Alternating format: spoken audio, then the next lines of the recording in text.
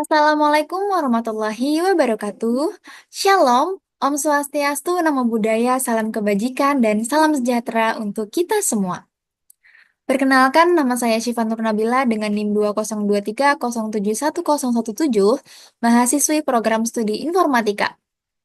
Saya akan mempresentasikan proyek ujian tengah semester mata kuliah pengujian dan penjaminan kualitas perangkat lunak yang berjudul Analisis dan Pengujian Sistem Opak E-Library Universitas Pembangunan Jaya menggunakan metode black box testing dan white box testing. Presentasi ini akan mencakup latar belakang, metode, hasil pengujian, serta rekomendasi peningkatan sistem.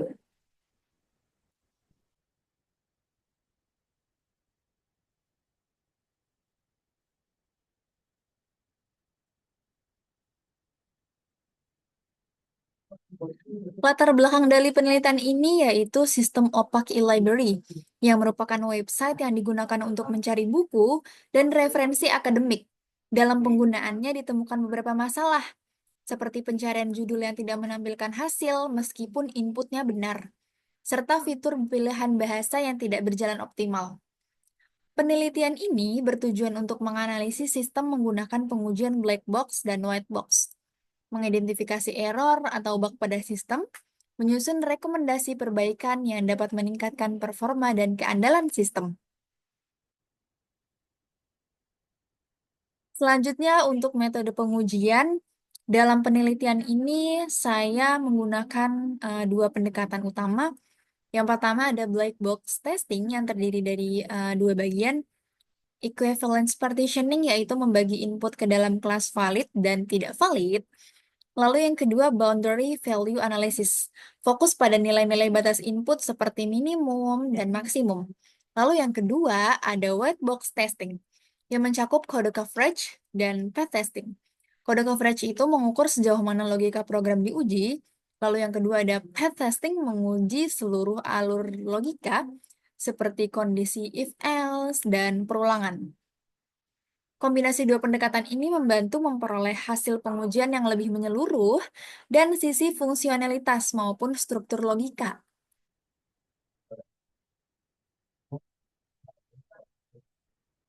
Selanjutnya untuk pendekatan dan rancangan pengujian. Rancangan pengujian disusun berdasarkan fitur utama sistem.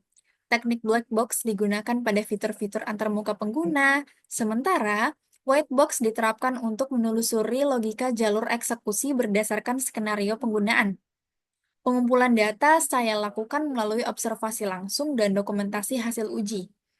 Analisis data dilakukan secara kualitatif dan kuantitatif untuk menilai kesesuaian output dengan ekspektasi, serta menghitung keberhasilan pengujian tiap fitur.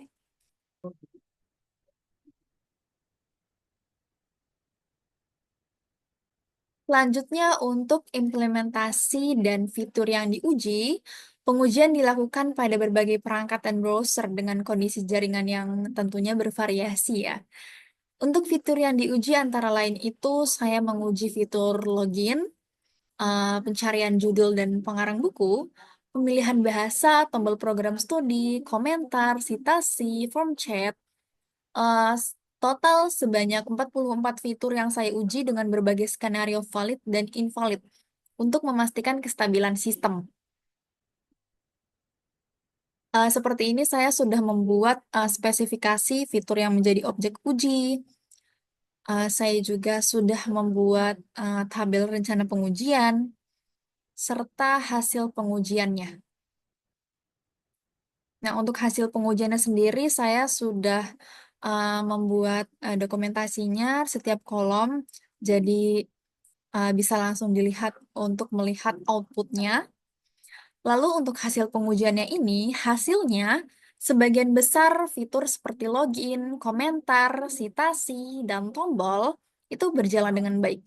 Namun, fitur pencarian judul buku dan nama pengarang terkadang tidak ditemukan. Contohnya buku yang berjudul The Naked Traveler. Ada di sini.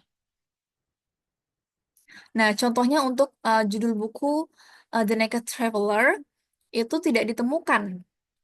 Tetapi, saat kita mencari nama pengarangnya yaitu Trinity, buku yang berjudul The Naked Traveler itu ditemukan. Adapun beberapa buku yang memiliki kondisi sebaliknya, seperti saat mencari judul buku yang dapat ditemukan, namun saat mencari nama pengarang justru ditemukan. Di sini saya sudah membagi menjadi beberapa kolom, ada buku yang muncul sesuai judul, ada buku yang saat kita cari judulnya tidak muncul, namun pengarangnya muncul, ada juga yang sebaliknya. Lalu untuk opsi pemilihan bahasa masih gagal berfungsi secara optimal, karena ada beberapa bagian setelah kita mengubah bahasanya, tidak semua bahasa ini terubah, hanya beberapa bagian saja. Lalu kode coverage dan p-testing menunjukkan sebagian besar jalur logika itu telah diuji dengan baik, kecuali beberapa elemen, seperti tombol kaca pembesar, pencarian yang seharusnya bisa diklik, namun tombol tersebut tidak dapat diklik.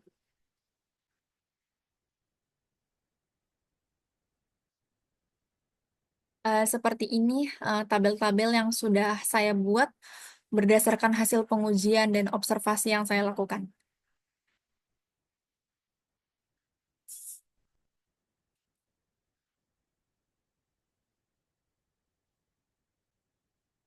Lalu untuk evaluasi sistem berdasarkan penelitian yang telah saya lakukan, jadi untuk kelebihan sistemnya, tampilan antarmuka website Opak Library Universitas Pembangunan Jaya ini sederhana dan mudah digunakan juga.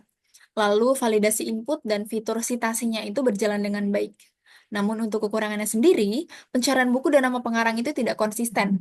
Opsi bahasa tidak berfungsi, hanya bahasa Indonesia yang berjalan. Pilihan bahasa lain hanya muncul di beberapa bagian, tidak menyeluruh. Lalu ikon kaca pembesar tidak berfungsi yang seharusnya dapat diklik untuk searching, justru malah tidak bisa diklik.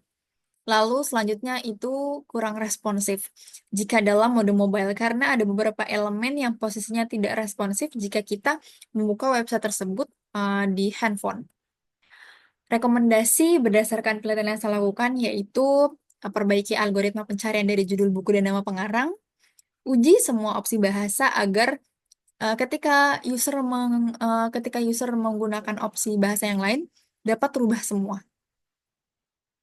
Lalu tombol pencarian agar bisa diklik.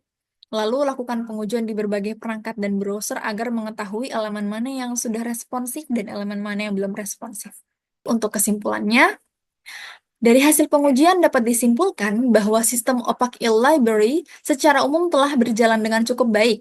Namun masih terdapat fitur yang perlu diperbaiki untuk meningkatkan keandalan dan kepuasan pengguna. Pengujian ini menegaskan pentingnya penerapan teknik black box dan white box testing secara komplementer untuk menghasilkan sistem yang fungsional dan berkualitas. Demikian presentasi yang dapat saya sampaikan. Semoga pemaparan ini memberikan gambaran yang jelas mengenai proses dan hasil pengujian yang telah saya lakukan. Saya menyadari masih terdapat kekurangan dan saya sangat terbuka terhadap kritik dan saran yang sangat membangun. Sekian, terima kasih.